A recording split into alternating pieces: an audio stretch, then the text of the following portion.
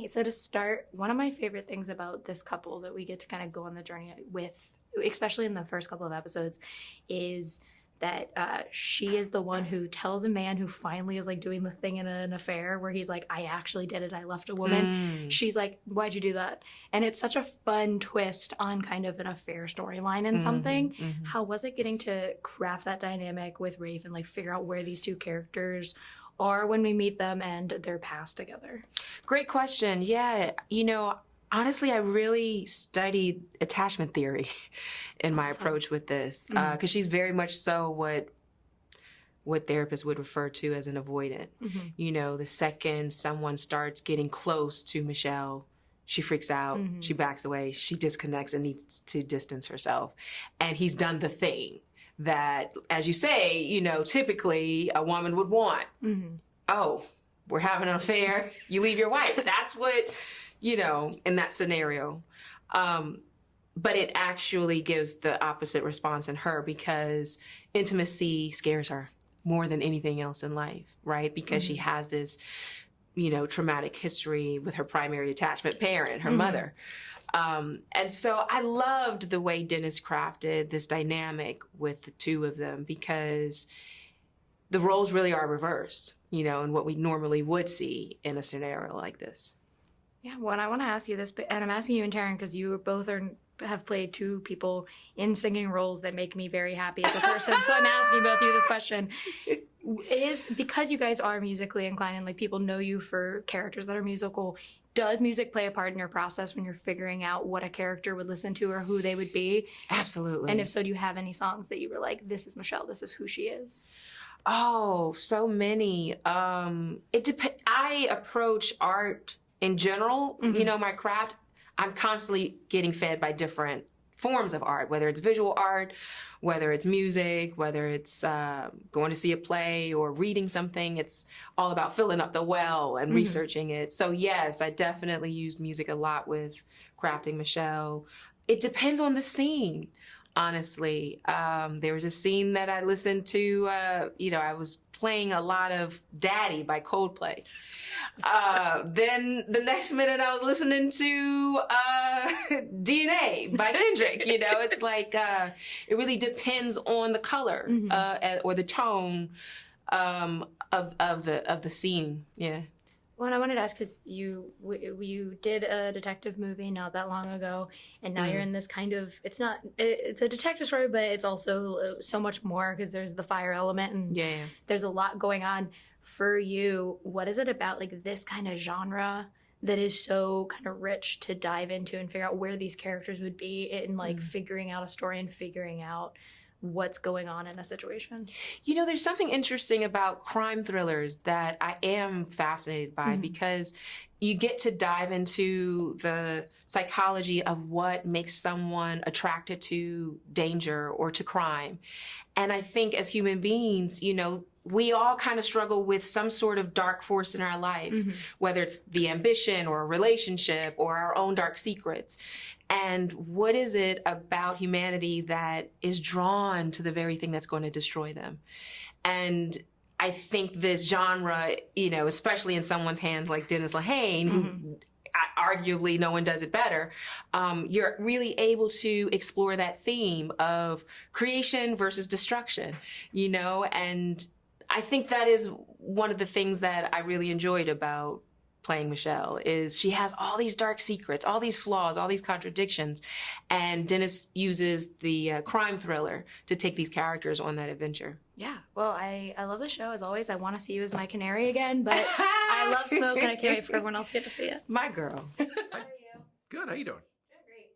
So to start, when I interviewed Taron, I asked him about music and like the preparation for an actor and like their connection to music.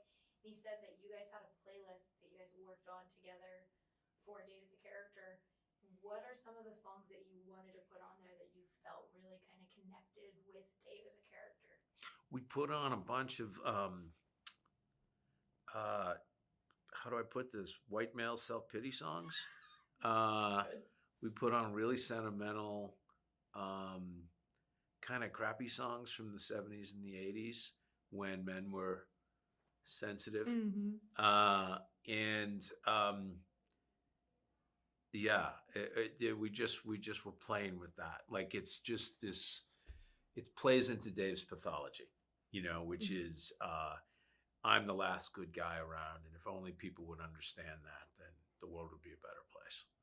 When it also the show reminds me a lot of like why I like Backdraft and Ladder 49, because it's, yes, the fire is intriguing and like that is a part of this that it's like, oh, I like that, but it's more about the characters and like why I care about these characters who are going through this. When you're writing something like that has those layers, what for you was like the biggest challenge of making sure you still had that fire stuff that people are going to tune in and they're going to look for the arson things and all that, but still make these characters so rich that we are invested in their storyline? Well, I think that's the key, though. I mean, I don't differentiate the two. It's like, for me, people say, what is it, plot or character, action or character. To me, it's all the same thing. You go in by making characters interesting. You start there. And then from making them interesting, giving them, interesting psychological lives, interesting emotional lives. Story comes out of that. And it just starts to sprout because you're like, oh, what would Michelle do in this situation? What would Dave do in this situation? What's Dave's domestic life like? Like that was, ooh, what if you gave him a stepson? What kind of pressure would that put on him? And you go from there and you just keep building from there. And I think that's, I was never concerned as a creator, am I going to get enough fire or am I going to get enough character? They're always intertwined. When you also you do something in this show that I think is so funny because you flip the like affair narrative, because for the first time ever, I think, like, a man actually leaves his wife in a movie when he's having an affair, because that is normally like not what actually happens in those scenes. Like, it's normally like, I'm gonna leave her. You probably should have thought that one through. Yeah, but it's very funny to see that actually happen, and then the response from a woman being like, well, why would you do that? Because it's not how it plays out. Yeah. Do you like kind of subverting those expectations, especially when you are setting up this couple in that first episode, especially where like it starts as an affair, you think one thing and then it completely kind of sidetracks you as an audience member? Yeah, I do like to do things that I haven't seen. Like if I start to do something, oh, what's the breakup scene? Okay, why do they break up? How does that happen? What was interesting to me about Michelle is Michelle has, when he says, I left my wife, that's about the worst time in the world for her to break up with him. That is easily the worst time in the world. And he's her boss. And she is, yes, there's a power dynamic there. He's wrong, but she is also complicit. And so it's kind of like, why would you do that? That becomes one of the big questions. It's the same reason she went to war. It's the same reason she became a cop. It's the same reason she does this dance with Dave. She's very attracted to things that can hurt her. And that's what I wanted to look at. Yeah, well, I love the show. I can't wait for everyone else to get to see it. So thank you so much for talking with me today. Thanks a lot, Rachel. Of course. Hi, how are you? I'm really good, thank you. How are you? Doing great. To start, it is taking a lot to not just talk about the Three Flavors Cornetto trilogy, because it's one of my favorite trilogies of all time. Well, there you go. But it does make me want to ask. So comedy, I always think comedy is harder than drama because you can't figure out when someone's going to laugh at something, but you can kind of guess when someone's going to be emotionally invested in a character. That's correct. For you been in a lot of things, but you've done a lot of comedies. How has that helped you with doing something like Smoke and playing the more dramatic detective story versus, the comedic things that you've done in the past? I think you're right to say that comedy is more difficult because here's the thing. As an audience member, if you find it funny, you're right. And if you don't find it funny, you're right.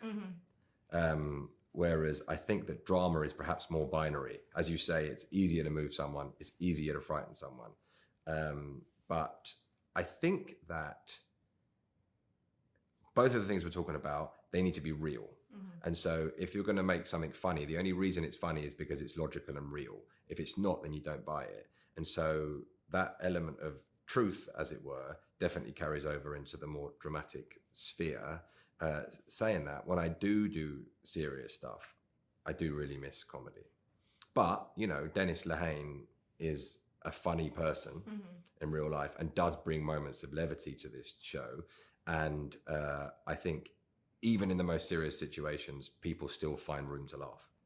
Yeah, 100% agree. Yeah. And with this show in particular, like you and Jurnee's kind of relationship really reminds me of like what I love about movies like Backdraft and like Ladder 49, where it's like, yeah, the fire stuff is interesting and you're captivated by it, but it's the characters and their emotional journeys that you're more invested in.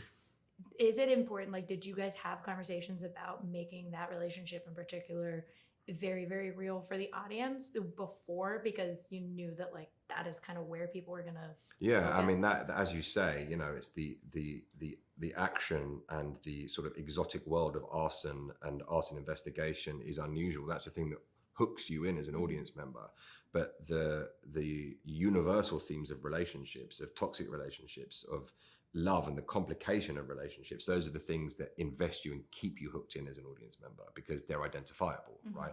We all know what it's like to love someone, to be in a relationship with someone that you maybe shouldn't, whatever it is, it's identifiable. And so as a performer, as an actor, those are the things that you respond to.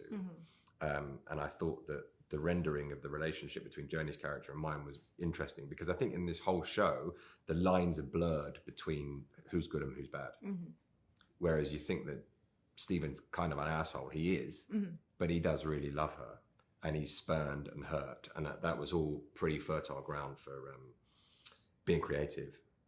Well, yeah, and I also, you know, one of the things I really love about that relationship is, this isn't a spoiler, it's in the first episode, but most of the time when you see an affair in a show, it's always the man who's like, yeah, I'm gonna leave her, and he doesn't. And within minutes, he's like, yeah, I did it. Like, I left her. And it tells you a lot about him as a man that, like, he actually did the thing that we've always been told that a guy in a movie's never gonna do. How does things like that help you when you're crafting a character? Like, know who this person is when it's just like some little change that no one else has really ever done? It's all you have. So all you have as an actor is the script, really. And I take as much as I can from the source material and try to serve the writer as best as I can, because TV is a writer's medium. In the same as theatre. You say film is a director's medium, but TV and film are definitely about the writers. And I think you have a duty to serve and bring out that character as much as you can. And yes, you're right, it is an original dynamic where you have the guy doing what he says he's going to do and then being rejected. It's interesting. And it was all, the only way I can describe it is very playable. It was just very playable. It was easy to do. And it also, especially when you're opposite someone the caliber of Jurnee. Well, I love the show. I can't wait for everyone else to get to see it. And so thank you so much for talking with me. Thank you for your time. Hello, how are you? I'm well. How are you? Doing great. So one thing I love about this show is that like it really reminds me of why I love like Backdraft and Ladder 49 and movies like that, because while fire is beautiful to see on screen and intriguing, it's not necessarily why we turn into these, because it's the characters and the character work that they're doing. For you, how important is it to make sure that that character work is there so that the audience can connect with something when, you know, the fire isn't in a scene or we're not kind of paying attention to that? Yeah, the story, the characters drive the story in part. Sometimes you can be in a place where, you know, the place does the thing, or fire or the elements take their toll, the lead. But this is hand in hand, you know, a two-hander almost, you could say, fire and the characters, where they're both going toe-to-toe to steal the focus and tell the story. And we were blessed to be at the guidance of master storyteller Dennis Lehane, who has created these incredible psychological thrillers, from novels to the big screen and now to the small screen. Well, yeah, and I was going to ask about Dennis, because Taron was saying to me that like in his process with working with Dennis, they like made a playlist together and would figure out songs that applied for Dave and kind of went through that. How was it working with Dennis to kind of bring this story to life? Dennis gave me the best note I've ever received. One stuck, like, because Freddie Fasano has lived a life that I could never imagine. Not many people could have even begin to think they could fill his shoes. And he said, start with your imagination. And where would your imagination go with these circumstances? And that for me was the starting point. And then he had this incredible team, Deb Weeb, the head of makeup, I mean, the head of a hair department, Rita Sikosi, who's the head of hair department, who transformed me in ways that I could have never imagined. I only took responsibility for proposing to shave my eyebrows and cut my eyelashes, but the rest of it was their incredible work, because I didn't recognize myself. Yeah. Well, yeah, and I was gonna say, Freddie, like I had a compassion for him when I was watching that first episode, even though like I was like, this is gonna go somewhere that I probably shouldn't have that compassion, but I did. Yeah. And I think it's a testament to your performance, but also a testament to the rating as well, because it's built in that you should feel and understand why he's doing what he's doing. And you also get these beautiful moments where we get to see kind of the embers around him. And it really shows like, yes, he needs help, but like you understand in that moment why he's doing these things. As an actor, how fulfilling is it to get to have those moments where like an audience can understand what a character is going through, even though it is darker and maybe not something that they would ever see themselves in? Well, thank you for speaking that. You never know that the audience will understand or connect. You can only hope and pray and wish that somehow what you're doing will translate on screen. So I'm grateful that it somehow connected with you, despite all the atrocities that Freddie has sort of instigated, that you still feel a connection or emotional connection with him, is all that we could ever ask. So, and I think that's what sort of makes compelling drama, where you want to connect with someone, but you know there's something. It's not the best move. It's not something you want to be in a room alone with them. Yeah. But you definitely want to know what's going on in their mind. Yeah. Man, I love the show. I can't wait for everyone else to get to see Smoke. And so thank you so much for talking with me today. I really appreciate it. Thank you so much. I'm Thank grateful you. to see Hi, Taron. So to start, I told Jurnee this upstairs, but I was asking both of you because you're both my musical people. And I love both of you when you do music, but it makes me think as actors, does music play a part in when you're crafting a character?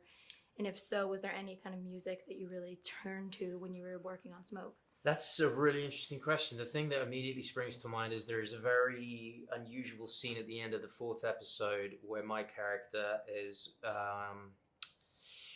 in an intimate situation with somebody, and he is dancing to a song. And Dennis and I had a lot of back and forth about what song that should be, and we landed on Heroes by David Bowie, because it has a kind of, I don't mean this in a negative way, but you know, I will be king, you will be queen. It has a kind of self-aggrandizing, slightly arch, epic quality to it.